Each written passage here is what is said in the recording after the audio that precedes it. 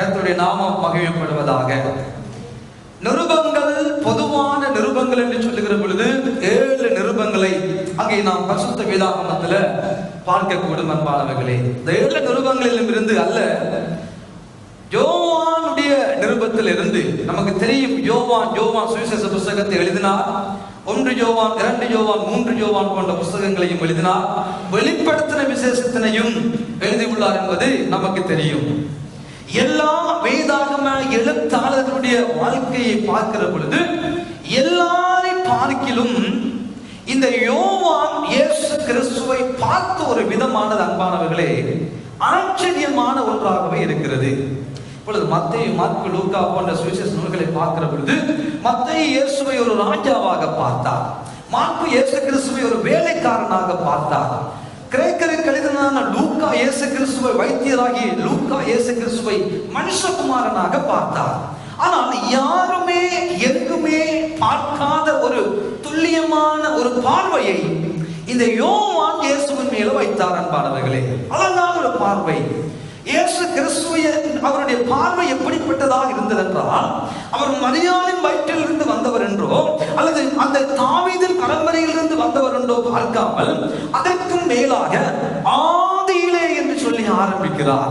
ஆதியாகவும் அப்படி ஆரம்பித்ததோ அதே வண்ணமாக யோவான் தன்னுடைய சுவிசேஷ புஸ்தகத்தை ஆரம்பிக்கிறார். அதே வண்ணமாக நிரூபங்களையும் ஆரம்பிக்கிற அந்த ஆரம்ப நிலையானது ஆதிக்கே நம்மை கொண்டு போகிறது. அப்படியானால் என்ன அன்பானவர்களே, ஆதியிலே தேவன் வானத்தையும் பூமியையும் படைத்தால் ஆதியாகமம் உண்டு. யோவான் ஒன்று என்ன சொல்லுகிறது? ஆதியிலே தேவன் வார்த்தையாக இருந்தார். ஆதியிலே தேவன் இருந்தார். அவர் இந்த இடையில வந்து சரித்திரத்தை பிரித்த கடவுளாக இடையில பார்க்கவில்லை. யோசேப்பின் சந்ததியில் வந்தவராக பார்க்கவில்லை. மரியாளின் சந்ததியில் வந்தவரை பார்க்கவில்லை. ராஜாவாக பார்க்கவில்லை. வேலைக்காரனாக பார்க்கவில்லை. மனுஷகுமாரனாக பார்க்கவில்லை. அவரை பார்த்த விதம் யோவான் இயேசு ஆதியில இருந்த கடவுள். அவருக்கு ஆதியில், அவர் ஆதியில இருந்தவர். அவர் இடையில உண்டாக்கப்பட்டவர் அல்ல. இடையில வந்து ஒரு வெள்ளக்கார சாமியாரும் அல்ல. இடையில வந்து இஸ்ரவேல்ல பிறந்தவரும் அல்ல. அவர் ஆதிக்கு சொந்தமானவர். அதை தன்னுடைய சுவிசேஷ புஸ்தகத்துல அதை எழுதினதான இந்த யோவான் தன்னுடைய பொது நிருபங்கள் என்று சொல்லி 3 நிருபங்களை பார்க்கிற பொழுது முதலாவது நிருபத்திலே அவர் என்ன எழுதியுள்ளார் வாசித்து பாருங்கள். 1ஆம் அதிகாரம் 1ஆவது வசனத்தை நாங்கள் சற்று வாசிக்க கேட்போம். 1ஆவது அதிகாரம் 1ஆவது வசனத்தை வாசியுங்கள். ஆதி முதல் இருந்தது. போதும். இங்கே பொது நிருபங்களை எழுத வந்ததான இந்த யோவான் இயேசு கிறிஸ்துவை பார்க்கிற விதம் அன்பானவர்களை நன்றாய் கவனியுங்கள். அவர் ஆதி முதல் இருந்தவர் என்பதை குறிப்பிடுகிறார். ஆதி முதல் இருந்ததும், நீங்கள் பாருங்கள் அந்த வசனத்தை, நாங்கள் கேட்டதும், எங்கள் கண்களினால் கண்டதும், நாங்கள் நோக்கி பார்த்ததும், எங்கள் கைகளினால் தொட்டதுமாயிருக்கிற ஜீவ வார்த்தையை குறித்து உங்களுக்கு அறிவிக்கிறோம். அழகான ஒரு அறிமுகத்தோடு கூடிய அறிமுகத்தை யோவான் தன்னுடைய இந்த 1ஆவது நிருபத்தை எழுதுகிற பொழுது அவர் எழுதுகிறார். பிரியமானவர்களே, எப்படி எழுதுகிறார்? இயேசுவை எப்படி பார்க்கிறார்? அவர் ஜீவனுள்ள வார்த்தையாக இயேசுவை பார்க்கிறார். 2 வசனங்களை அங்கே ஒன்றுக்கு சேர்க்கிறார். ஒன்று, அவர் ஜீவன் உள்ளவர். 2வது, அவர் வார்த்தையானவர். ஜீவ வார்த்தை. ஜீவ வார்த்தையானவரை நாங்கள் என்ன செய்தோம் என்றால், அந்த ஜீவ வார்த்தை ஆதி முதல் இருந்தது. எங்கள் கண்களினால கண்டது, எங்கள் கைகளினால தொட்டது, நாங்கள் அவரை நோக்கி பார்த்தது, எங்கள் காதுகளினால் கேட்டது என்று சொன்னதான அழகான ஒரு அறிமுகத்தினை இந்த யோவான் தன்னுடைய இந்த 1ஆவது நிருபத்துக்குள்ளே 1ஆவது வசனத்துக்குள்ளே இயேசுவை அறிமுகப்படுத்துகிற விதம் ஆச்சரியமானது அன்பானவர்களே. ஒரு மனிதனாக இயேசு கிறிஸ்துவை காண்பிக்கவில்லை. ஏதோ ஒரு பொருளாக இயேசுவை காண்பிக்கவில்லை. அவர்தான் ஜீவன் பிளஸ் வார்த்தையானவர். அவர்தான் ஜீவன். அவர் மரித்ததினால் அவருடைய ஜீவன் நமக்குள்ளே வருகிறது. அவர் தன்னுடைய ஜீவனை நமக்குள்ளே கொடுக்கிறார். 2வது, அந்த மாம்சமாய் வெளிப்பட்டவர் கிருபையினாலும் வார்த்தை சத்தியத்தினாலும் நிறைந்தவராய் நமக்குள்ளே வாசம் பண்ணினார் என்ற 2 காரியத்தினையும் எந்த ஒரு எழுத்தாளர்களும் எழுதாத ஒரு விடயத்தை இந்த யோவான் காண்பிப்பது அழகாக ஆச்சரியமாக இருக்கிறது அன்பானவர்களே. அழகான ஒரு வார்த்தையை எழுதும்படியாக எழுதுகின்றதான இந்த யோவான், முதலாவது யோவான் 1 யோவானிலே 2வது அதிகாரம் 13வது வசனத்தை வாசித்து பாருங்கள். இந்த யோவான் யாருக்கு இதை எழுதுகிறார் என்று அங்கே குறிப்பிடுகிறார். யாருக்கு யோவான் இந்த புத்தகத்தை எழுதுகிறார் என்றால் 1 யோவான் 2வது அதிகாரம் 13வது வசனத்தை வாசிக்க கேட்போம். பிதாக்களே, ஆதி முதல் இருக்கிறவரை நீங்கள் அறிந்திருக்கிறதினால் உங்களுக்கு எழுதுகிறேன். வாலிபரே,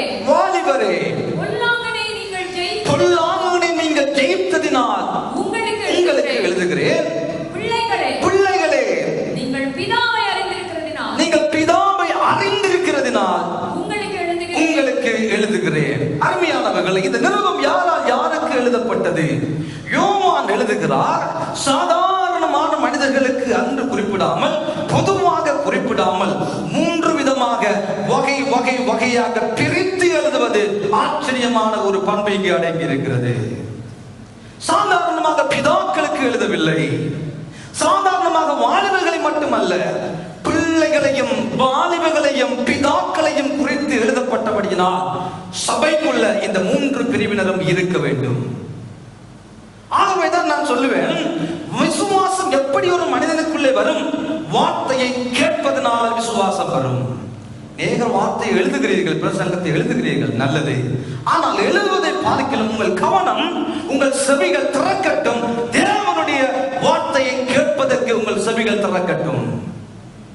சில நேரத்தில் எழுதுகிற பொழுது நீங்கள் கேட்டு எழுதுவீர்கள். கேட்கிறது பாதி, எழுதுவது பாதியாக இருக்கும். வீட்டை போய் பார்த்தா ஒன்றுமே புரியாது பல நேரங்களிலே.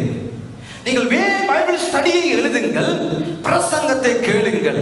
பைபிள் ஸ்டடி அறிவை கொண்டு வரும், பிரசங்க உணர்வுகளோடு சம்பந்தப்பட்டது.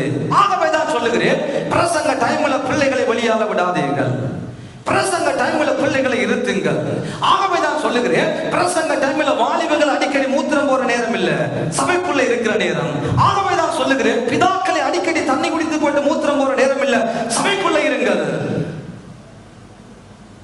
மூத்திரம் என்று பயன்படுத்துகிற மனிதக் கொள்ளுங்கள், பாத்ரூம். ஆனால் சபைக்குள்ள இருங்கள். நாம் சபைக்கு ஓடி வருகிறோம் சத்தியத்தை கேட்க, தேவனுடைய வார்த்தையை கேட்க. தேவனுடைய வார்த்தை எப்படி நம்மோடு இடைப்படும்? எழுத வைத்து வீட்டை கொண்டு போய் பாடமாக்கினால் அல்ல, நேரடியாக இருதயத்தோடு பேசக்கூடியது தேவனுடைய வார்த்தை. அது இருதயத்தோடு சம்பந்தப்பட்டது. பிரசங்கம் இருதயத்தோடு சம்பந்தப்பட்டது. நீங்கள் பைபிள் ஸ்டடி எழுதுங்கள், நல்லது. பைபிள் ஸ்டடி நடக்குதா? சனிக்கிழமையில் ஒரு மாசத்துல இருக்க, எழுதிக்கொண்டே போங்கள், நல்லது. படிப்பு அறிவை உண்டாக்கும். பிரசங்கம் இருதயத்தோடு பேசும். தேவன் பரிசுத்த ஆவியானவர் மூலமாக, பேதுவின் மூலமாக பேசப்பட்ட பொழுது தேவனுடைய வார்த்தை இருதயத்தில் பிளந்தது. இருதயத்தில் குத்தப்பட்டவர்களாகி, சகோதரரே, நாங்கள் என்ன செய்ய வேண்டும்? இதுதான் ஐயா தேவனுடைய வார்த்தை. இந்த வார்த்தையை கேட்கும்படியாக தேவ சமூகத்தில் வந்திருக்கிறபடினால் தான் அன்போடு உங்களை மன்றாடுகிறேன். அலையாதீங்க, வெளியால போவாதீங்க. அடிக்கடி வார்த்தைக்கு செவி கொடுங்கள். வார்த்தையானவர் நம்மோடு பேசட்டும். தேவனுடைய வார்த்தை சாதாரணமானது அல்ல. தேவனுடைய வார்த்தையான தேவ ஆவியினால் அருளப்பட்டு எழுதப்பட்டது. தேவனுடைய மனுஷன் தேர்ந்தவனாகவும் எந்த நல்ல கிரியம் செய்ய தகுதியுள்ளவனாய் மாற்றும்படியாகவே வேதம் நம்மை கண்டிக்கிறது, வேதம் நமக்கு உபதேசிக்கிறது, வேதம் நமக்கு போதிக்கிறது, வேதம் நமக்கு எச்சரிக்கிறது. நம்மை தேடின நிலைமைக்கு கொண்டு போக தேவன் நம்மை உருவாக்கும்படியாகவே ஞாயிற்றுக்கிழமைகளில் பிரசங்கம் கேட்க வருகிறோம் என்ற காரியத்தினை பெற்றோர்கள் ஞாபகத்தில் வையுங்கள், வாலிபர்கள் ஞாபகத்தில் வையுங்கள், சிறு பிள்ளைகள் ஞாபகத்தில் வையுங்கள். யோவான் தெளிவாக எழுதுகிறார், வாலிபரே, பிதாக்களே, பிள்ளைகளே. இந்த நிருபமானது பிரியமான பேசிக்கொண்டிருக்கிற பொழுது என்னோடு பேசிய வார்த்தைகளை அன்றைக்கு இந்த காலை பொழுதுல கர்த்தருடைய ஆவியானவர் நம்முடைய சபைக்கும் பேசுவாராக. அவர் எழுதுகிற பொழுது அழகாக எழுதுகிறார். ஆதி முதல் இருந்தவர், அவரை நாங்கள் தொட்டு பார்த்தோம் ஐயா. எங்கள் கைகள் அவரை தொட்டது, எங்கள் காதுகள் அவருடைய சத்தத்தை கேட்டது, என் கண்களால் அவரை பார்த்தோம், நாங்கள் அவரை கண்டோம், கண்ணால அவரை நோக்கி பார்த்தோம். அவர்தான் ஜீவ வார்த்தையானவர். அவர்தான் ஜீவனுள்ள உயிருள்ள லோகோஸானவர். என்னம்மா இன்றைக்கு இத்தனை 1000 மொழிகளில் 1000 மொழிகள், ஆயிரக்கணக்கான புத்தகங்கள் அச்சிடப்படுகிறது. எல்லா புத்தகங்களையும் பார்க்கலாம் என்றால் இந்த புத்தகம் ஜீவனுள்ள வார்த்தையானவரை வெளிப்படுத்துகிறபடியினால் உலகத்தில் கோடிக்கணக்காக முதல் அதிக அளவில் அச்சடிக்கப்படுகிற ஒரு புஸ்தகமாக இந்த புஸ்தகம் மாறிவிட்டது. இது மையினாலும் கொட்டையினாலும் எழுதப்பட்டாலும் இதற்குள்ள ஜீவன் உள்ளவருடைய வார்த்தைகள் அடங்கி இருக்கிறபடியினால் பொறுமதியானவைகள், பேசக்கூடியவைகள், ஒரு மனிதனை மாற்றக்கூடியவைகள். எத்தனையோ சரித்திர புஸ்தகங்கள் இன்றைக்கு எழுதப்பட்டிருந்தாலும் அதெல்லாம் குறிப்பிட்ட கால சரித்திரங்களோடு முடிவடைகிறது. ஆனால் 1700 ஆண்டுகளுக்கு இடைப்பட்ட கால பகுதியில் 40 ஆசிரியர்களை வைத்து ஆவியானவர் என்ற பிரதான ஆசாரியர் எழுதுவாரானால் அதற்குள்ள இருக்கிற ஆழமான கருத்துக்கள் நம்மை உருவாக்கக்கூடியது, உடைக்கக்கூடியது, ஆசீர்வதிக்கக்கூடியது, நம்முடைய வாழ்க்கைக்குள்ள ஆசீர்வாதமான ஆவிக்குரிய நன்மைகளை கொண்டு வரக்கூடியது. ஆகவே தான் இதை பேசுகிற பொழுது பிசாசு அநேக இளைஞர்களை செய்து ஒவ்வொரு மனிதனையும் அந்த டைம்ல பார்த்து ஏதாவது காரியத்தை செய்ய வைக்கிறான். அந்த டைம்ல பார்த்து ஏதாவது ஒன்று செய்து வைக்கிற தேவ வார்த்தையை கேட்காதபடி பிசாசு இன்றைக்கும் சபைகளுக்குள் கிரியை செய்கிறார். அவதான் நம்மோட தேவனுடைய வார்த்தையை கேட்போம் அன்பானவர்களே. இன்றைக்கு இந்த 5வது அதிகாரத்திலே, 1 யோவான் 5வது அதிகாரத்திலே ஆண்டவர் எனக்கும் உங்களுக்கும் பிதாக்களுக்கும் பிள்ளைகளுக்கும் வாலிபருக்கும் கொடுக்கிறதான 3 அத்தாட்சிகளை, 3 சாட்சி பிரமாணங்களை, 3 வகையான காரியங்களை இன்றைக்கு நாம் கற்றுக்கொள்ள போகிறோம். கர்த்தர் நமக்கு உதவி செய்வாராக. என்னுடைய பைபிள் அந்த காலையில வேறு பைபிள் எடுக்க தயவு செய்து 1 யோவான் 5வது அதிகாரத்திலே நாம் திருப்பிக் கொள்வோம் பிரியமானவர்களே. 3 காரியங்களை ஆண்டவர் தெளிவாய் நம்மோடு பேசுவாராக. திருப்பிக் கொள்ளுங்கள். 5வது அதிகாரம் வாசிக்க கேட்போம். 4வது 5வது வசனத்தை வாசியுங்கள்.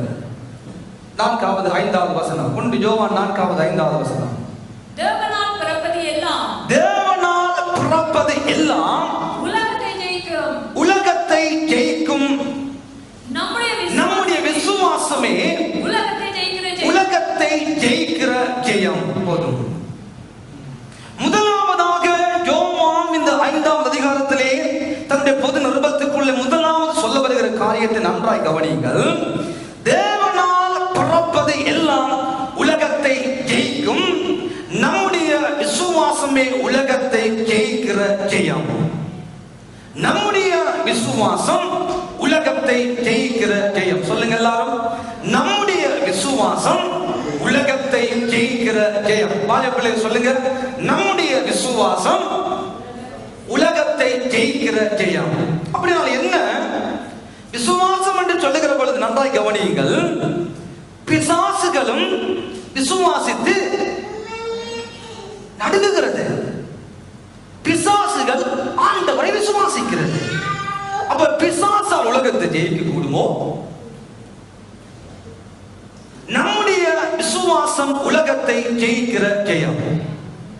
அப்படியானா பிசாசு தேவனை விசுவாசித்து நடுங்குகிறது என்று வேதம் சொல்லுகிறது. அப்போ பிசாசால் இந்த உலகத்தை ஜெயிக்க கூடுமோ?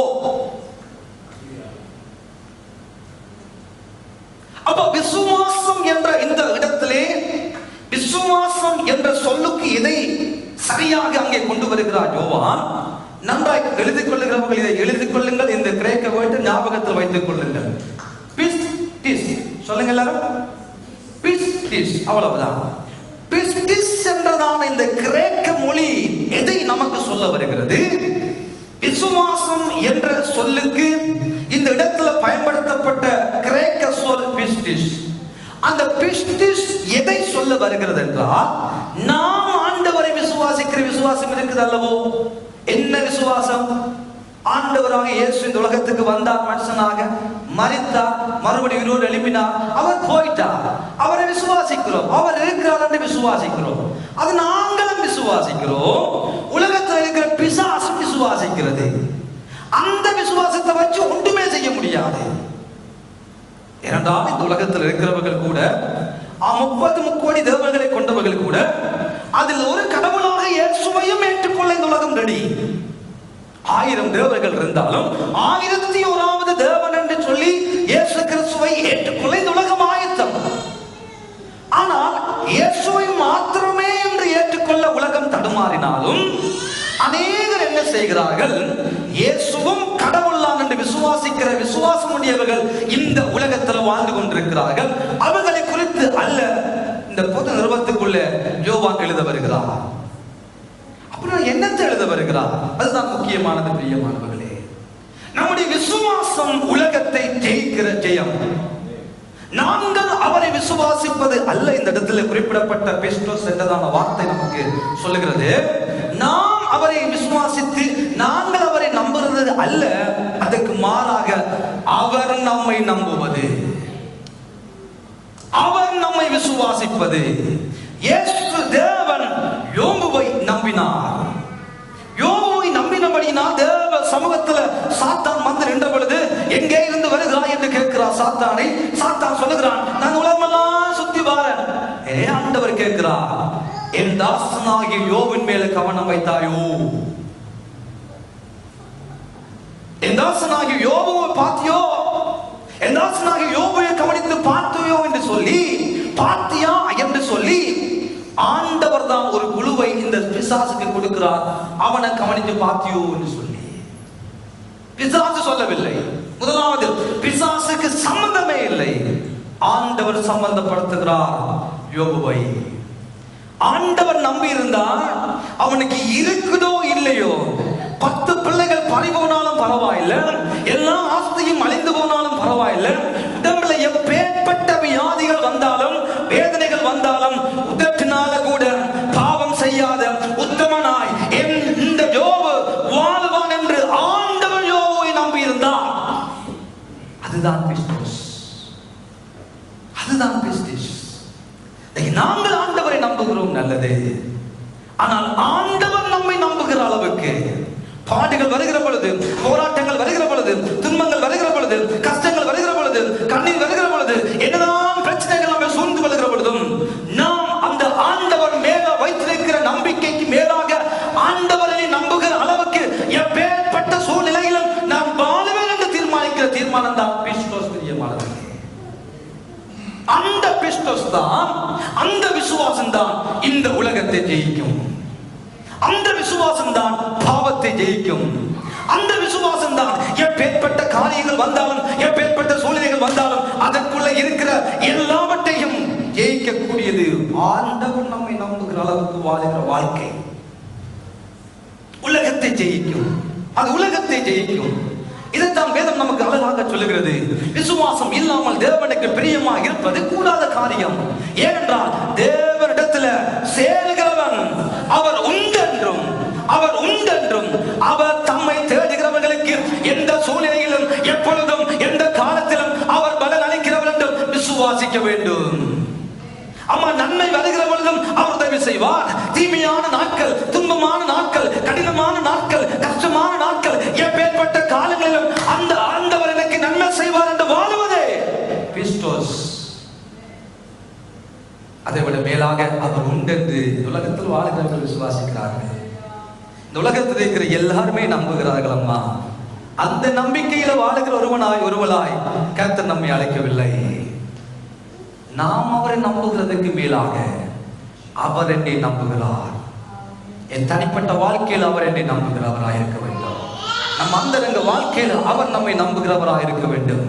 என் பிள்ளைக்கு முன்பதாக எப்பேற்பட்ட வனாந்தரம் வைக்கப்பட்டிருந்தாலும், 40 நாள் உபவாசம் வைக்கப்பட்டிருந்தாலும், எப்பேற்பட்ட கடினமான சூழல் வைக்கப்பட்டிருந்தாலும், பசி வைக்கப்பட்டிருந்தாலும், போராட்டங்கள் வைக்கப்பட்டிருந்தாலும், கஷ்டங்கள் வைக்கப்பட்டிருந்தாலும், தனிமை வைக்கப்பட்டிருந்தாலும், வேதனைகள் வைக்கப்பட்டிருந்தாலும், துன்பமான நெருக்கமான சூழ்நிலைகள் வைக்கப்பட்டிருந்தாலும், என் பிள்ளை என்னை நோக்கி பார்ப்பாள், என் மகள் என்னை நோக்கி பார்ப்பாள், என் மகன் என்னை நோக்கி பார்ப்பானே என்ற விசுவாசம் ஆண்டவர் நம்மேல் வைத்திருப்பதுதான் உலகத்தை ஜெயிக்க பண்ணுமே தவிர, நாங்கள் அவர் மேல வைக்கிற விசுவாசம் ஒளிஞ்சு போயிடும், ஒளிஞ்சு போயிடும்.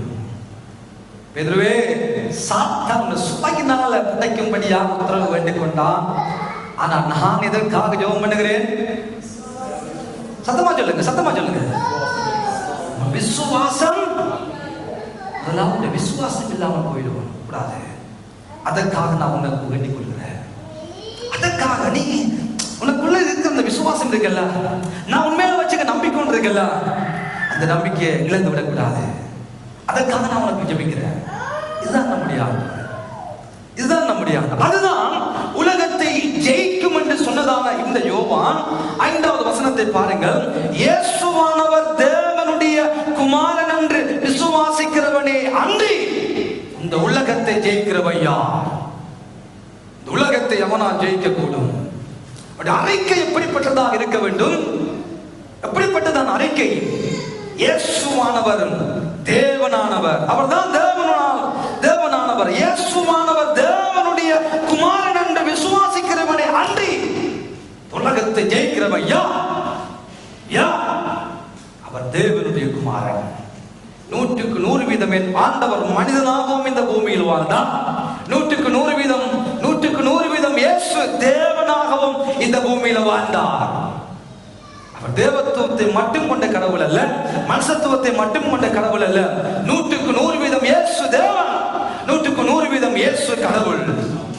அதை எந்த ஒரு மனிதன் விசுவாசிக்கிறானோ நம்புகிறானோ அவனுக்குள்ளேதான், அவனால் மாத்திரம்தான் உலகத்தை ஜெயிக்கும்படியான காரியத்தை ஆண்டவர் வைத்திருக்கிறார்.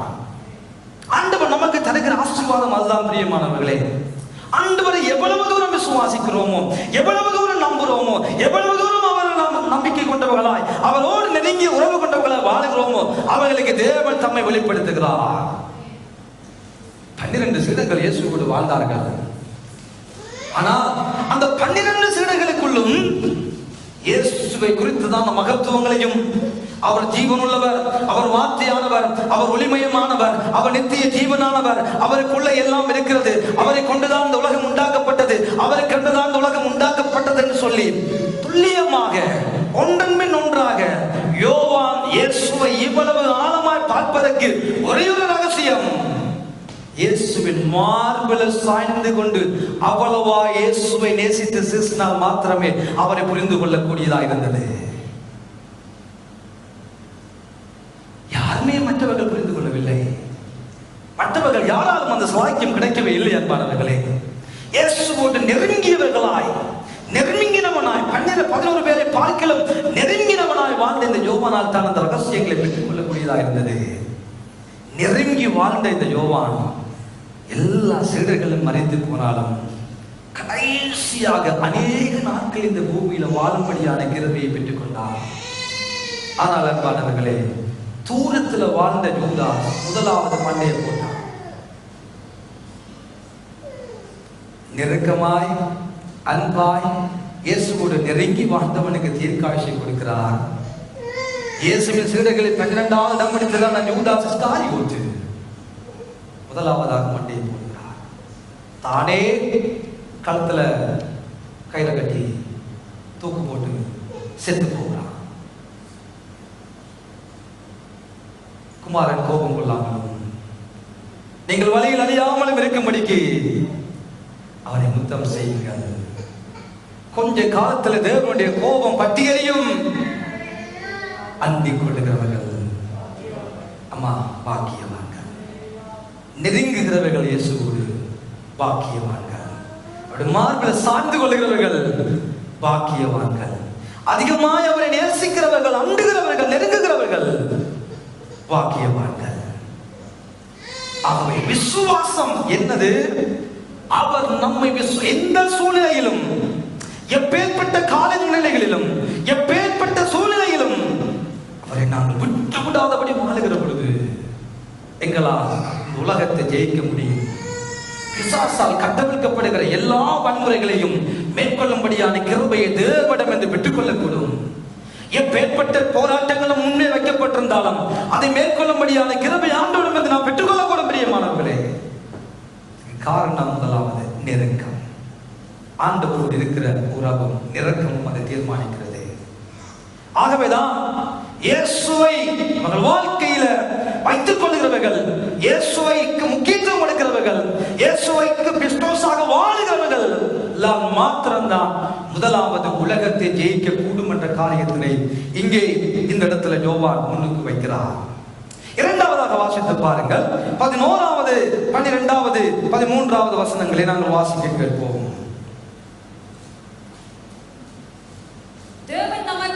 தேவன் நமக்கு நித்திய ஜீவனை தந்திருக்கிறார். நித்திய ஜீவனை தந்திருக்கிறார். அந்த ஜீவன் அவருடைய குமாரனில் இருக்கிறது என்பது அந்த சாட்சியாகும். அவ்வளவுதான்.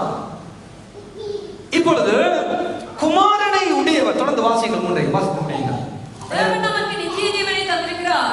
அந்த ஜீவனுடைய குமாரனில் இருக்கிறது என்பதே அந்த சாட்சியாகும். அந்த சாட்சியா? குமாரனை உடையவன், குமாரனை உடையவன், ஜீவனை உடையவன், ஜீவனை உடையவன், தேவனுடைய குமாரன் இல்லாதவன், தேவனுடைய குமாரன் இல்லாதவன், ஜீவன் இல்லாதவன், அவன் ஜீவன் இல்லாதவன். உங்களுக்கு நித்திய ஜீவன் உண்டென்று நீங்கள் அறியவும் குமாரனுடைய நாமத்தின் மேல் நீங்கள் விசுவாசமா இருக்கவும், தேவகுமாரனுடைய நாமத்தின் மேல் விசுவாசமா இருக்கிற உங்களுக்கு இவைகளை எழுதி இருக்கிறேன். என்னம்மா சொல்ல வருகிறார்? குமாரனை உடையவன் தான் ஜீவனை உடையவன்.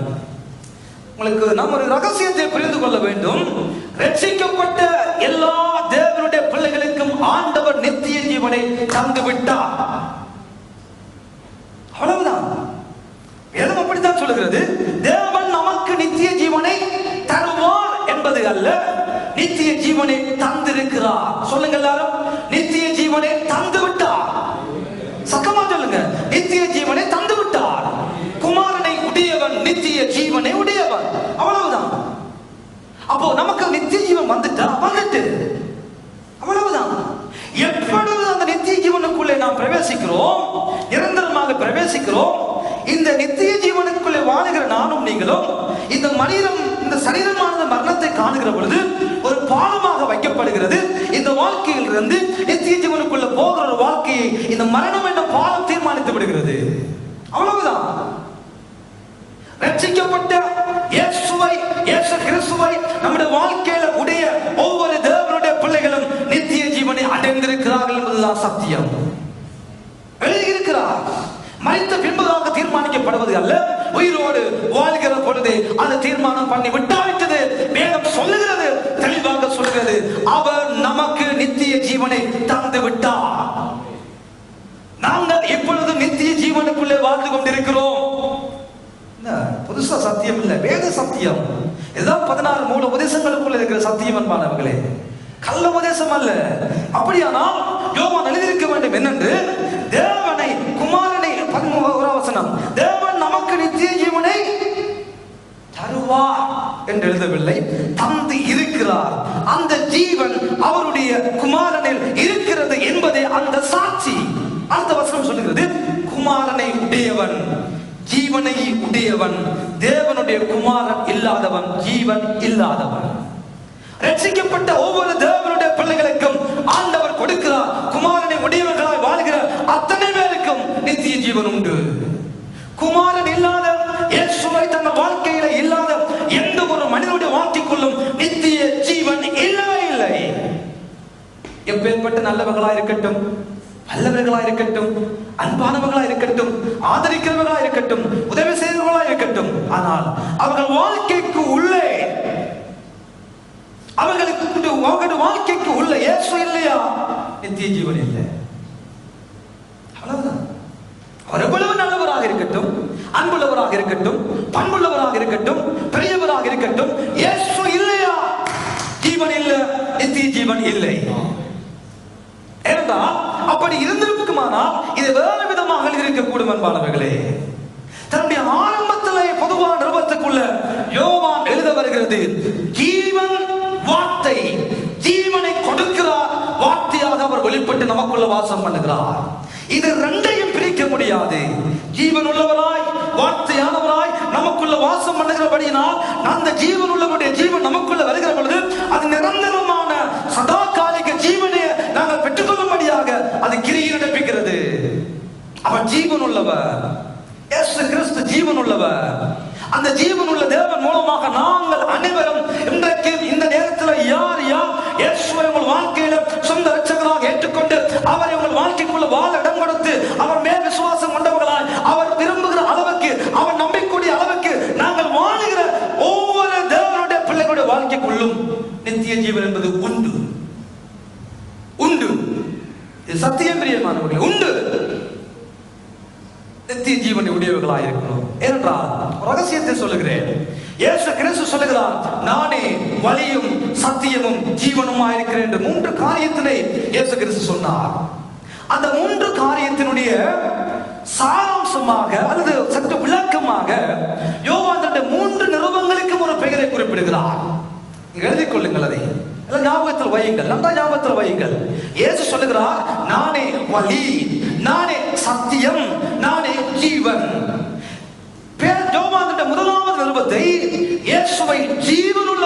காண்பிக்கிறார். இயேசு மூன்றாவது சொல்லுகிறாரே, நானே வழியும் சத்தியமும் ஜீவனுமா இருக்கிறேன்னு சொல்லி, அந்த ஜீவனா இருக்கிறேன்னு சொன்னதான அந்த வார்த்தையினுடைய கருப்பொருளாக முதலாவது யோவான் எழுதுகிறார். இரண்டாவது யோவானை சத்தியமா இயேசு இருக்கிறார் என்பதனை இரண்டாவது யோவானிலே காண்பித்துக் கொடுக்கிறார். மூன்றாவது யோவானிலே இயேசு கிறிஸ்து வழியாக இருக்கிறார் என்ற காரியத்தினை காண்பித்துக் கொடுக்கிறார். இந்த மூன்று நிறுவனங்களும் இயேசுடைய மூன்று காரியங்களை பிரித்து பேசுகிறது அன்பானவர்களே. அதில் நாம் ஜீவனுள்ளவராய் இருக்கிறேன் என்று இயேசு சொன்னதை யோவான் முதலாவதாக குறிப்பிட்டு ஜீவனுள்ள வார்த்தையானவர் என்று அங்கே எழுதி கொண்டே போகிறார். அழகான காரியம் அன்பானவர்களே. அந்த இயேசுவை நாம் கொண்டவர்களாய், அவர்தான் ஜீவன், அவர்தான் ஜீவன், அவர்தான் ஜீவன். அந்த ஜீவன் உள்ளவர் நமக்குள்ள வாசம் பண்ணுகிற பொழுது நாம் நித்திய ஜீவனை அவர் மூலமாக அவருக்குள்ளே பெற்றுள்ளோம் என்பதற்கு சாட்சியாம் என்று வேதம் நமக்கு சாட்சி பகர்கிறது. ஆனால் ஒரு கேள்வி, நாங்கள் ஜீவனை உடையவர்கள் தான், நாங்கள் ஜீவனுக்குள்ளே வந்து விட்டோம், நித்திய ஜீவனுக்குள்ள வந்துவிட்டு ஒரு பெரிய கிருபையை பெற்றுக் கொண்டு விட்டோம். நல்லது, சொல்ல ஆசையாக இருக்கிறது, கேட்க சந்தோஷமாக இருக்கிறது. இந்த நித்திய ஜீவனான இந்த வாழ்க்கையை நாம் இழந்துவிடக் கூடுமோ என்ற ஒரு கேள்வி வருமானா? அதற்கும் இதே யோவான் அந்த நிருபத்துக்குள்ள பதிலை தருகிறார். வாசியுங்கள். இந்த வார்த்தைக்கு கவனமாக செவி கொடுங்க. 16ஆம் வசனத்தை வாசியுங்கள்.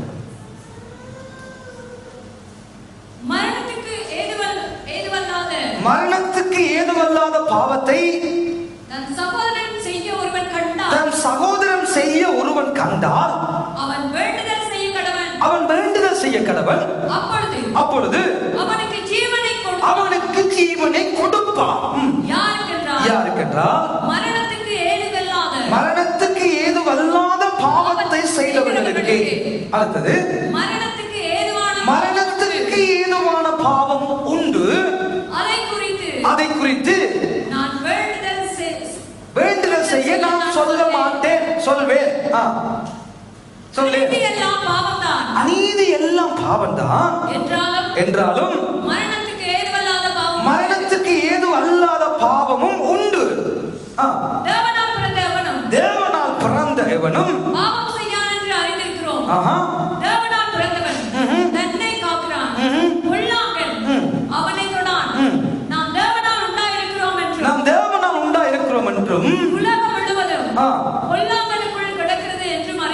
அறிந்திருக்கிறோம்.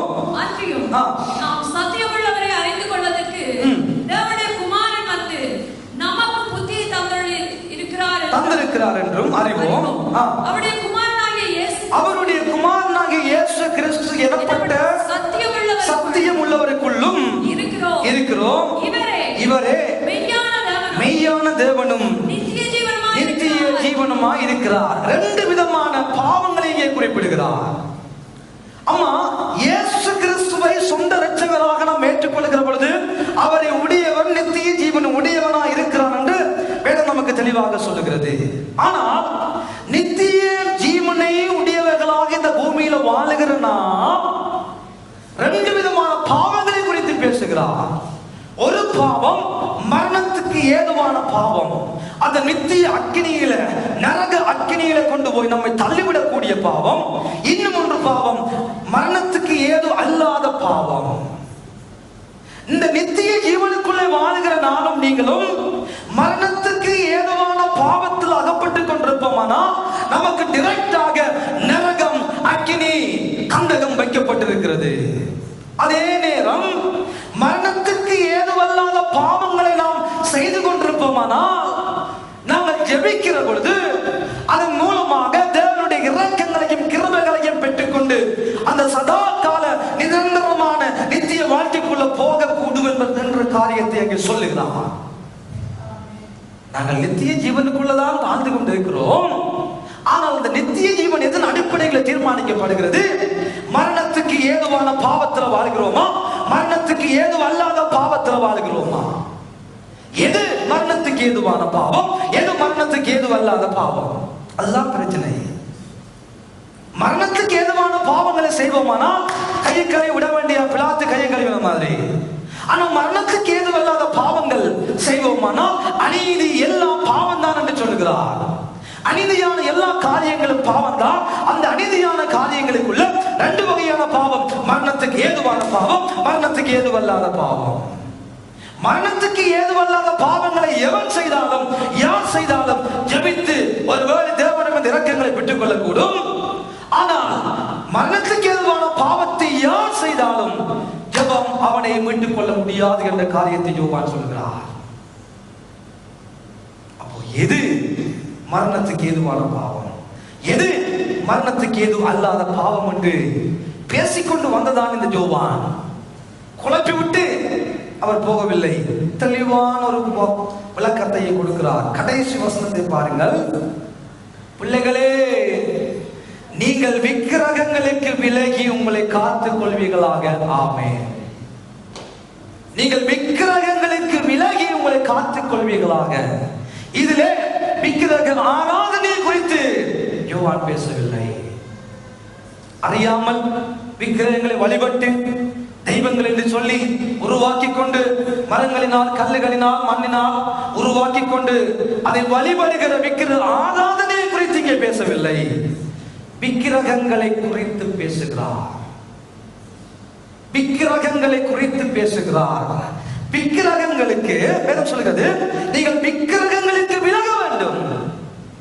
எந்த ஒரு மனிதன் விக்கிரகங்களுக்கு விலகாமல் வாழ்க்கை நடத்தி கொண்டிருக்கிறானோ அந்த மனிதன் மரணத்துக்கு ஏதுவான பாவத்தில் வாழ்ந்து கொண்டிருக்கிறான். விக்கிரகங்களோடு சம்பந்தப்பட்டவனாய், விக்கிரக ஆராதனை குறித்து அல்ல, விக்கிரகங்களோடு சம்பந்தப்பட்டவனாய், விக்கிரகங்களுக்கு முக்கியத்துவம் கொடுத்தவனாய், விக்கிரகங்களை தன் வாழ்க்கையில வைத்துக் கொண்டிருக்கிறவனுக்கு நித்திய வாழ்வு என்பது இல்லை, பரலோக ராஜ்யம் என்பது இல்லை, நிரந்தரமான நித்திய வாழ்க்கை என்பது இல்லை என்பார்களே. அப்போ எது விக்கிரகம்? எது விக்கிரகம்? பொருளாசை என்னும் ஒரு விக்கிரகம், பண ஆசை என்னும் விக்கிரகம், படிப்பு என்னும் விக்கிரகம், பிள்ளைகள் என்னும் விக்கிரகம், பெற்றோர் என்னும் விக்கிரகம், மனிதன் என்னும் விக்கிரகம், வேலை என்னும் விக்கிரகம். இன்றைக்கு உலகத்தில் அந்த விக்கிரகங்களை விட்டு மனிதன் வெளியே வர வேண்டும் என்று ஆண்டவர் விரும்புகிறார். 10 கட்டளைகளிலும் ஆண்டவர் அதைத்தான் வலியுறுத்தி சொல்லுகிறார். என்ன என்று எனக்கு வேறு தேவர்களும் இருக்க வேண்டாம், யாரும் உனக்கு தெய்வமாக வந்துவிடக் கூடாது. அநேகருக்கு இதுதானப்பா இந்த தெய்வம், எது வேலையை சொல்லுவார்கள். அநேகருக்கு இந்த மனுஷன் தானப்பா இந்த தெய்வம், யாரு யாரையாவது மனிதனை பிடித்துக் கொண்டிருப்பார்கள். அநேகருக்கு இந்த படிப்பு தான் என்ன வாழ வச்ச தெய்வம், படிப்பை பிடித்துக் கொண்டிருப்பார்கள். அநேகருக்கு இந்த மனிதன் தான் இந்த வாழ்க்கையை மெருகூட்டி விட்ட, ஆளாக்கி விட்ட, உருவாக்கி விட்ட, உயர்த்தி விட்ட தெய்வம். ஹலோ, அநேகருக்கு பிள்ளைகள் தெய்வம், இந்த பிள்ளைதான் எனக்கு தெய்வம். அநேகருக்கு பெற்றோர் தெய்வம், இந்த பெற்றோர் தான் எனக்கு தெய்வம். அன்பானவர்களே, அன்பானவர்களே, விக்கிரகம், விக்கிரகம், விக்கிரகம். ஒரு தீர்க்கதரிசியாக ஏசாயா தீர்க்கதரிசி, உசியா உயிரோடு இருக்கும் வரைக்கும் அவன் தேவனை பார்க்க முடியாமல் போனது. எப்பொழுது உசியா மரணம் அடைந்தானோ, ஏசாயா 6ஆம் அதிகாரத்துல, உசியா ராஜா மரணம் அடைந்த வருஷத்துல தேவன் உயரமும் உன்னதமான சிங்காசனத்தில் வீற்றிருக்க கண்டே.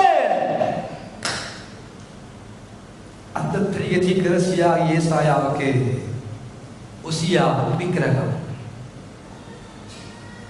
உசியா ஒரு விக்கிரகம், தேவனை பார்க்க முடியாதபடி வந்த விக்கிரகம். தேவனுடைய மதிப்பை, தேவனுடைய உயர்வை, தேவனுடைய உன்னதத்தை, தேவனுடைய மகிமையான காரியங்களை பார்க்க முடியாமல் வந்த விக்கிரகம். நித்திய வாழ்க்கையை பெற்றவர்களாய் கிறிஸ்தவர்களாய் வாழ கொண்டிருக்க எத்தனையோ பேருக்கு ஆண்டவர் தெய்வமா தெரியாது.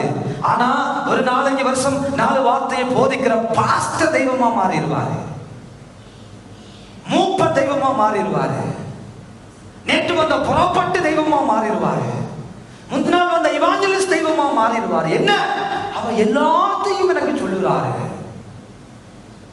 விக்கிரகம், விக்கிரகங்களை விட்டு வெளியே வரும்படியான அழைப்பை ஆண்டவர் கொடுக்கிறார். மரணத்துக்கு ஏதுவான பாவம் விக்கிரகம், அது நம்மை கடைசியாக கொண்டு போய் சேர்க்கிற இடம் நரகமும் கந்தகமும் எரிகிறதான பெரிய சூளையில கொண்டு தள்ளிவிடுகிறது. ஜனம் புரிந்து கொள்ள வேண்டும், ரட்சிக்கப்பட்டவர்கள் புரிந்து கொள்ள வேண்டும். இந்த அநேகருடைய வாழ்க்கையில அந்த பாஸ்டர் தான் கடவுள், இந்த பாஸ்டர் தான் கடவுள், அந்த பாஸ்டர் என்ன சொல்லுகிறாரோ அதுதான் தேவ வாக்கு, இந்த பாஸ்டர் என்ன சொல்லுகிறாரோ அதுதான் தேவ வாக்கு, அந்த பிரதர் என்ன சொல்லுகிறாரோ, அந்த ஆண்டி என்ன சொல்லுகிறாரோ, இந்த ஆண்கள் என்ன சொல்லுகிறாரோ அதுதான் தேவ வாக்கு. வேலை தெய்வம், பணம் தெய்வம், படிப்பு தெய்வம், வருமானம் தெய்வம், சுகம் தெய்வம், ஆரோக்கியம் தெய்வம் ஐயா, விக்கிரகம். யோவான் தெளிவாக எழுதுகிறார், அது மரணத்துக்கு ஏதுவான பாவம். அது நம்மை கொண்டு போய் கடைசியாக முடிக்கிற இடம் நரகம். நரகம். நித்திய ஜீவனை பெற்றுக் கொள்ள முடியாது அழைக்கப்பட்ட எத்தனையோ தேவ பிள்ளைகளுடைய வாழ்க்கையில, அநேகருடைய வாழ்க்கையில அநேக பொருளாசைகள், அநேக விக்கிரகங்கள் வந்து வருகிறார். ஆலயம் இல்ல, ஆண்டவர் இல்ல, தேவன் இல்ல, தேவனுக்கு அவனோடு இருந்த ஐக்கியம் இல்ல, தேவனோடு இருந்த உறவு இல்ல. கடைசியாக கொண்டு சேர்க்க போகும் இடம் நரகம். ஜெபம் பண்ணியும் பிரயோசனம் இல்லை, அதிலிருந்து வெளியே வர வேண்டும். ஜெபம் பண்ணி ஒன்றும் செய்ய முடியாது. அப்படிப்பட்ட காரியங்களை பேசுவதை நிறுத்தி வெளியே வந்து, நான் வாழுகிறேன் அவருடைய கிருபை, நான் இருக்கிறேன் அவருடைய கிருபை, வருமானம் அவர் தந்தது, இந்த வருமானம் இருக்கோ இல்லையோ, இது இல்லாமல் போனாலும் இன்னும் ஒரு வழியை என் ஆண்டவர் எனக்கு உண்டாக்க கூடும். இந்த படிப்பின் மூலம் வருகிற நன்மை இருக்கோ இல்லையோ, இது இல்லாமல் போனாலும் இன்னும் ஒரு வழியை எனக்காக உண்டாக்க கூடும். இந்த மனிதன் இருக்கிறானோ இல்லையோ, இந்த மனிதன் இருந்தாலும் எல்லாத்தையும் பரவாயில்ல, ஆண்டவர் இன்னும் ஒரு மனிதனை வைத்து என்னை போஷிக்க கூடும். அவரால் காலதையின் மூலமாகவும் பேசக்கூடும், காலத்தின் மூலமாகவும் போஷிக்க கூடும், அவரால் எல்லாம் செய்யக்கூடும். எல்லாவற்றிலும் எல்லாவற்றாலும் நிறைந்திருக்கிற அவருக்குள்ள சகல ஐஸ்வர்யங்களும் அடங்கி இருக்கிறது. தேவன் நம்முடைய குறைவுகள் எல்லாவற்றையும் தம்முடைய நிறைவான மகிமையில, அவருடைய நிறைவான மகிமைக்குள்ள இருக்கிறதான மகிமையினால் நம்முடைய குறைவுகள் எல்லாவற்றையும் நிறைவாக்குவார். அந்த சக்தியை நமக்குள்ள இருக்கட்டும், அந்த நம்பிக்கை நமக்குள்ள இருக்கட்டும். அதைத்தான் ஆண்டவர் நமக்கு சொல்ல வருகிறார். நாம் நித்திய ஜீவனை உடையவர்களாய் வாழுகிறோம், ஆனால் மரணத்துக்கு ஏதுவான பாவம் செய்து நரக அக்கினிக்குள்ளே போகாதபடி, மரணத்துக்கு ஏதுவல்லாத பாவங்களோடு வாழுகிற தேவனுடைய பிள்ளைகளுக்கு ஒரு எச்சரிப்பை விடுகிறார். ஜெபி. எப்பேற்பட்ட பலவீனமா இருக்கட்டும், அந்த வாழ்க்கையில போராடி கொண்டிருக்கிற எப்பேற்பட்ட ரகசிய பாவமா இருக்கட்டும், ஒருவேளை துணிகரமா இது செய்கிற எந்த பாவமா இருந்தாலும், பெற்றோருக்கு தெரியாம செய்கிற பாவமா இருக்கட்டும், பிள்ளைகளுக்கு தெரியாம செய்கிற பாவமா இருக்கட்டும், எப்பேற்பட்ட பாவ வழக்கத்துல மரணத்துக்கு ஏதுவல்லாத பாவத்தை எவன் செய்தாலும் ஆண்டவர் இன்றைக்கு சொல்லுகிறார், ஜெபி. நித்திய ஜீவனை இழந்து போவாதே. இதுதான் ஆண்டவர் எனக்கு உங்களுக்கு கொடுக்கிறதான வாக்குறுதி. பெற்றுக்கொண்டுட்டோம் ஐயா நித்திய ஜீவனை. வாலிபர்களே, பிள்ளைகளே, பிதாக்களே, நித்திய ஜீவனை பெற்றுக்கொண்டு விட்டீர்கள். இழந்து போய் விடாதீர்கள், இந்த ஜீவனை இழந்து போய் விடாதீர்கள். ஜெபியுங்கள். ஒருவேளை இழந்து போய்விட்டேனே ஆண்டவர் என்ற உணர்வு வருகிறதா, பயம் வருகிறதா, அடிக்கம் வருகிறதா?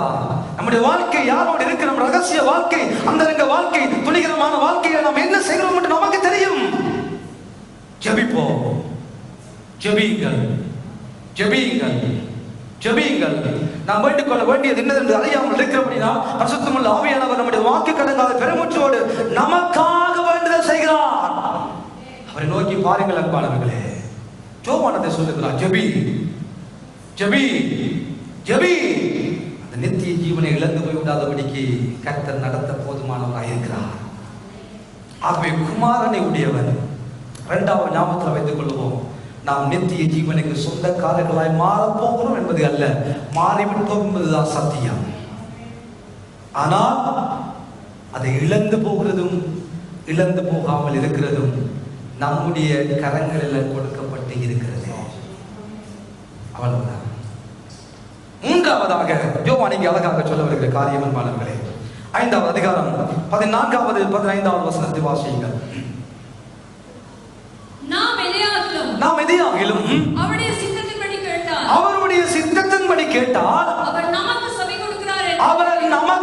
கொடுக்கிறார் என்பதே அவரை பற்றி நாங்கள் கொண்டிருக்கிற தைரியம். நாம் எதை கேட்டாலும் நாம் அறிந்திருந்தோமானால் பெற்றுக்கொண்டோம் என்றும் அறிந்திருக்கிறோம். மூன்றாவது ஒரு நல்ல வார்த்தையை, தைரியமான வார்த்தை ஆண்டவர் நமக்கு கொடுக்கிறார். என்ன? நாம் எதையாகிலும் அவரிடத்துல கேட்டால் என்னவா பெற்றுக்கொள்ளுவோம். இதைத்தான் நாங்கள் அடிக்கடி சொல்லுவோம். ஆண்டவர் எதை கேட்டாலும் தலைவர் என்று சொல்லியிருக்கிறீங்க அல்லவா? எனக்கு தாங்க ஆண்டவரே, தாங்க ஆண்டவரே, தாங்க ஆண்டவரே, தாங்க ஆண்டவரே, செய்யுங்க ஆண்டவரே, செய்யுங்க ஆண்டவரே. எதை கேட்டாலும் விசுவாசம் உள்ளவர்களா நீங்கள் எதை கேட்டாலும் அதை நான் தருவேன் என்று சொல்லியிருக்கிறீங்க அல்லவா? செய்யுங்க ஆண்டவரே, செய்யுங்க ஆண்டவரே. எனக்கு இந்த பொண்ணை தாங்க ஆண்டவரே, எனக்கு இந்த ஆணை தாங்க ஆண்டவரே, எனக்கு இதை தாங்க ஆண்டவரே, எனக்கு அதை தாங்க ஆண்டவரே என்று சொல்லி ஜெபித்து எல்லாத்தையும் கேட்கறது இல்லை. அதில் இந்த ஆண்டவர் சொல்ல வர அழகாய் ஆவியானவர் நம்மோடு யோவான் மூலமாக தெளிவாய் எழுதி வைத்திருக்கிறார். என்னது? நாம் எதையாகிலும் கேட்கலாம். நல்லது. அவருடைய சித்தம் என்னவா? அவருடைய சித்தம். நம்முடைய ஆசைகளை கேட்டு அடக்கிக்கொண்டே போகலாம். எனக்கு அப்படி இருக்கணும், இப்படி இருக்கணும், இப்படி இருக்கணும், இப்படிப்பட்ட மனுஷன், இப்படிப்பட்ட பொங்கல் கிடைக்கணும், அதுக்கு போல இத்தனை பிள்ளைகள் வரணும், இத்தனை வேலை கிடைக்கணும். நம்ம பெரிய பிளான ஆசையை போட்டுக்கொண்டே போகலாம். எங்களோட ஆசையை கேட்டுட்டாங்கன்னா எல்லாருக்கும் பெரிய ஆசைகள் இருக்கு. ஆசை பேர் ஆசையா வரும், அதெல்லாம் பேர் சைட்ல வைங்க. ஆனா எதையாவது கேட்கலாம், பரவாயில்ல. அவருடைய சித்தம் என்றது ஆண்டவர் அழகாக எழுதி வைத்திருக்கிறார். யோவான் 15:7 மதச்சார்ந்து சொல்லுகிறார், நீங்கள் என்னிலும் என் வார்த்தை உங்களிலும் நிலைத்து இருந்தால் நீங்கள் கேட்டுக் கொள்வது எதுவோ அது செய்யப்படும். செய்யப்படும். அது தரப்படும் அல்ல, செய்யப்படும். எவ்வளவு அன்பான ஆண்டவர்! எதை கேட்டாலும் நமக்கு தரக்கூடிய நல்ல ஆண்டவர் நமக்கு உண்டு. அவர் செய்வார், அவர் தருவார், அவர் செய்து நமக்கு தருவார், எல்லாத்தையும் உருவாக்கி நமக்கு தருவார். நல்ல ஒரு ஆண்டவர் உண்டு. நல்லது. ஆனா அவருடைய சித்தம், அவருடைய சித்தம் அதன்படி கேட்டால்தான் கிடைக்கும். அதன்படி கேட்டால்தான் கிடைக்கும். நம்முடைய சித்தத்தைப்படி ஜெபிக்க கேட்ட ஆண்டவரே, இந்த பக்கத்தை விட்டு காரணம் என்னோட சரியா பிரச்சனை பண்ணலாம் ஆண்டவரே, அடிச்சு விட்டேங்க ஆண்டவரே, மூக்க விட்டேங்க ஆண்டவரே, பல்ல விட்டேங்க ஆண்டவரே, அவன் முழுசி பார்க்கிறான், கண்ணை புடுங்க ஆண்டவரே ஜெபிச்சா நடக்காது. அது அவருடைய சித்தம் அல்ல. அப்போ அவருடைய சித்தத்தின்படி நாம் ஜெபித்தால் ஆண்டவர் எதையும் தருவார். அவருடைய வார்த்தை நமக்குள்ள இருந்தால் அவருடைய வார்த்தையின் பிரகாரமாக விண்ணப்பம் வரமே ஒழிய மாம்சம் வேலை செய்யாது.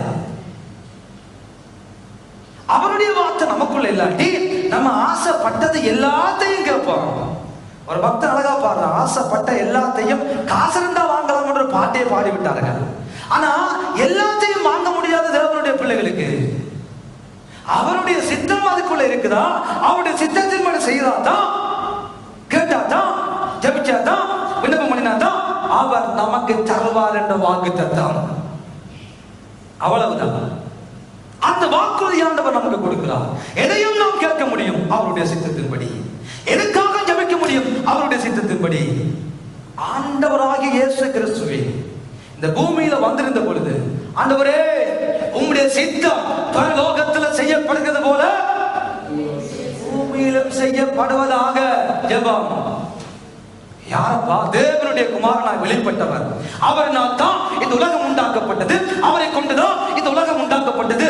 சகல சர்வ சிருஷ்டிக்கும் சொந்தக்காரராகிய இயேசு ஜெபிக்கிற பொழுது, எந்த விருப்பம் இல்லப்பா, உங்க விருப்பம் நடக்கட்டும், உம்ம சித்தம் பரலோகத்தில் நடக்குதல்லோ அதே போல ஆண்டவரே இந்த பூமியில உங்கள் சித்தம் நடக்க முடியாம இருக்குது, இந்த பூமியில உங்கள் சித்தம் நடக்குது ஆண்டவரே. தேவன் ஜெபிக்கிறார், இயேசு ஜெபிக்கிறார், உங்க விருப்பம் பரலோகத்தில் எப்படி அழகாக நடக்குதோ அதே போல இந்த பூமியிலும் உங்களுடைய சித்தம் செய்யப்படட்டும், உங்களுடைய சித்தம் செய்யப்படட்டும் ஆண்டவரே, உங்களுடைய சித்தம் செய்யப்படட்டும் ஆண்டவரே. அவருடைய சித்தத்தின்படி நாம் எதை கேட்டாலும், அவருடைய விருப்பத்தின்படி எதை கேட்டாலும், அவருடைய ஆசையின்படி எதை கேட்டாலும் அவர் நமக்கு நிறைவாய் தந்தருளி நம்மை ஆசீர்வதிக்க கூடியவரை நமக்கு சொந்தமாக வைத்திருக்கிறோம். ஆமென். முதலாவது அவரை உடையவர்களாக கிறிஸ்துஸ் என்று சொல்லப்படுகிற வார்த்தைக்கு சொந்தமாக அவர் விரும்புகிற, அவர் நம்மை நம்புகிற அளவுக்கு நம்முடைய வாழ்க்கை இருக்குமானால் முதலாவது உலகத்தை நம்மால் ஜெயிக்க கூடும். இரண்டாவதாக அவரை உடையவர்களால் வாழ்கிற நமக்கு அவர் நித்திய ஜீவனை தந்து விட்டார். அந்த நித்திய ஜீவனை இழப்பதும் அதை தக்க வைத்துக் கொள்வதும் நம்முடைய கரத்தில் இருக்கிறது என்று சொன்னார். மூன்றாவதாக அவருடைய சித்தத்தை நமக்கு தருவேன் என்பது அவர் நமக்கு சொன்னதான வாக்குறுதிகள். இந்த வாக்குறுதிகளை பிடித்துக் கொண்டவர்களாய் இந்த பொது நிருபத்திலே இயேசு கிறிஸ்துவை தன் நிருபத்துக்குள்ளே யோவான் ஜீவனுள்ள வார்த்தையானவராய் வெளிப்படுத்துகிறார். வார்த்தையானவர் மாம்சமானவர், வார்த்தையினாலும் கிருபையினாலும் சத்தியத்தினாலும் நிறைந்தவராய் நமக்குள்ளே வாசம் பண்ணிக் கொண்டிருக்கிறார் என்ற செய்தியை குறிப்பிட்டவர். 3 விதமான தைரியமான வார்த்தைகளை யோவான் தன்னுடைய இந்த முதலாவது பொது நிருபத்தில் பேசி நம்மை தைரியப்படுத்துவது அழகான, ஆச்சரியமான, ஆசீர்வாதமான வார்த்தையாகவே இருக்கிறது என அன்பானவர்களே.